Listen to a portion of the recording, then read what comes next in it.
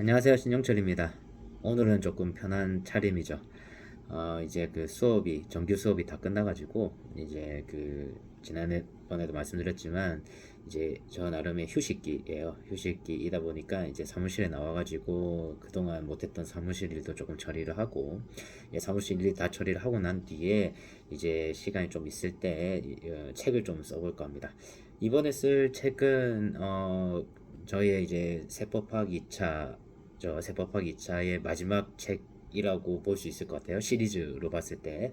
그래서 지금 제가 쓴 게 욕망의 법령집, 그 다음에 욕망의 쟁점집, 이렇게 두 가지를 썼는데, 그 법령집으로 수업을 지금 하고는 있거든요. 근데 이제 법령집은 아시다시피 그 내용 자체가 그냥 법 내용을 그냥 순서대로만 쭉 써 있고, 그 내용에 대한 이제 이론적인 설명이라든지 판례 태도 이런 것들은 다 빠져 있어요. 그래서 그 부분을 조금 보완을 하는 그런 책을 만들까 해서 뭐 욕망의 해설서, 해설집 뭐 이렇게 해서 하나를 만들려고 합니다.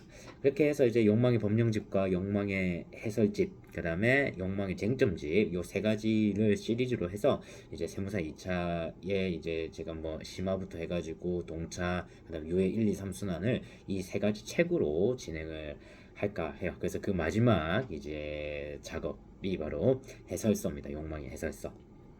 근데 욕망의 해설서는 쟁점집하고 그런 저기 법령집에 비해서 조금 손이 좀 많이 가요. 왜냐면 이제 제 생각이 들어가야 되거든. 이제껏 제 생각이 들어가지 않았어요. 제 생각이 뭐 법령집 같은 경우에는 들어가긴 하죠. 뭐 이렇게 그 취사 선택을 한다는 점에서도 제 생각이 들어가고, 뭐 중요 키워드에 이제 볼딩을 처리한다든지, 그 다음에 꼭 필수 암기 부분에 대해서 필수 암기 태그를 단다든지, 이런 것들은 제 생각이 달려 있지만 그 원문 자체는 제 생각이 담겨 있지 않거든요. 원문 그대로, 그 법령 그대로이다 보니까 사실상 그 거의 편집 수준이었어요. 그렇게 시간이 뭐 오래 걸리지 않은 그런 작업이었는데, 어, 해설서는 처음부터 끝까지 이제 제 생각을 담다 보니까 조금 시간이 좀 오래 걸릴 것 같습니다. 뭐 표도 만들어야 되고 그림도 만들어야 되고 제 언어로 뭔가를 설명을 조금 편하게 하기 위해서 지금 많은 노력을 하고 있거든요. 그래서 그게 제 욕심으로는 올해 안에 나왔으면 좀 좋겠는데, 일단 최선을 다해서 한번 만들어 보도록 하겠습니다. 오늘 이 카메라를 켠 이유는 그냥 뭐랄까요, 제 그 거래처 녹두리라고 해야 되나? 저의 녹두리를 이야기를 좀 해볼까 해서 켰어요.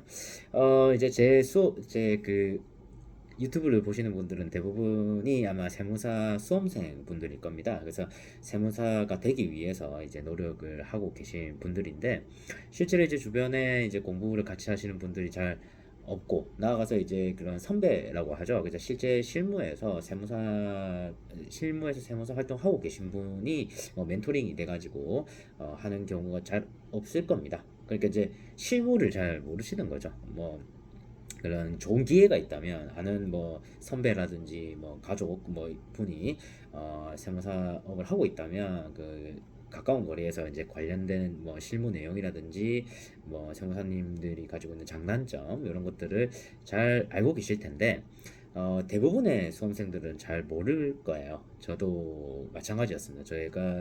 저도 수험 공부를 하면서 실무에 있는 세무사님을 제 수험 당시에 뭐 알고 있었던 세무사님이 계시냐? 없었어요. 없다 보니까 그냥 막연하게 그냥 세무사의 그 세무사 실무는 이럴 것이다, 그리고 세무사의 삶은 이럴 것이다, 이렇게 그냥 넷피셜이죠. 넷피셜로 그렇게 이제 상상을 했었습니다.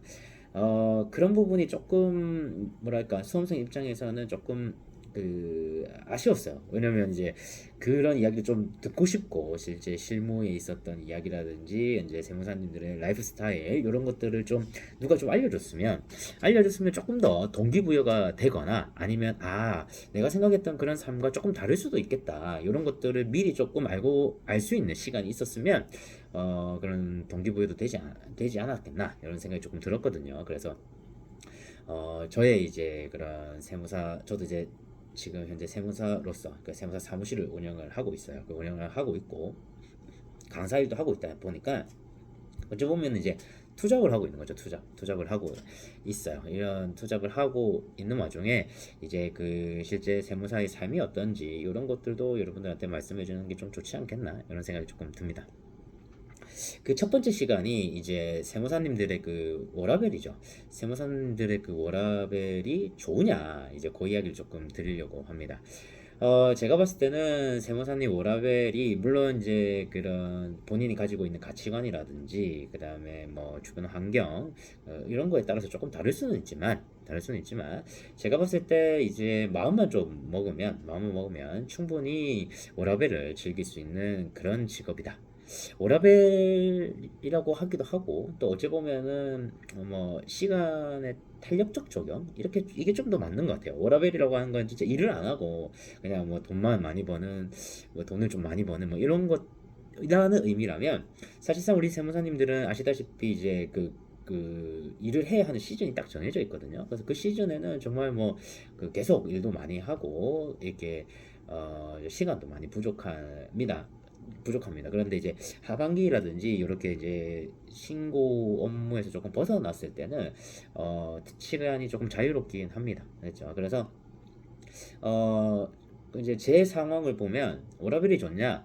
사실 세무사 사무소만 했다면 워라밸이 굉장히 괜찮아요. 왜냐면 거꾸로 한번 생각해 보시면 나는 이제 투잡을 한다고 그랬잖아요. 투잡을 하면은 이제 학원을 간단 말이죠. 그럼 학원 가면은 진짜 많이 있으면 뭐 아침 6시, 아침 5시, 6시부터 그날 저녁 11시까지 11시 40분인가? 진짜 그렇게 있었어요. 제가 6월 달까지 5월 달, 6월 달은 진짜 오전에 일찍 와서 밤 11시까지 계속 있었거든. 여기 학원에 있었고 월수금은 그렇게 있었고요. 이제 화목은 그동안 처리하지 못했던 사무실 일을 이제 사무실에 와서 처리를 했었는데 이것만 봐도 우리가 충분히 알 수 있겠죠. 왜냐면 이제 저는 투잡이다 보니까 이제 이렇게 힘든 거고 그냥 일반적인 세무사 사무실을 운영하는 제 동기만 봐도 바로 옆에 동기만 봐도 지금 제가 이제 그런 학원에 있을 때 걔는 사무실 일을 하고 있을 거 아니에요. 제 사무실 일을 하고 있고 실제로 그 사무실 일을 하면서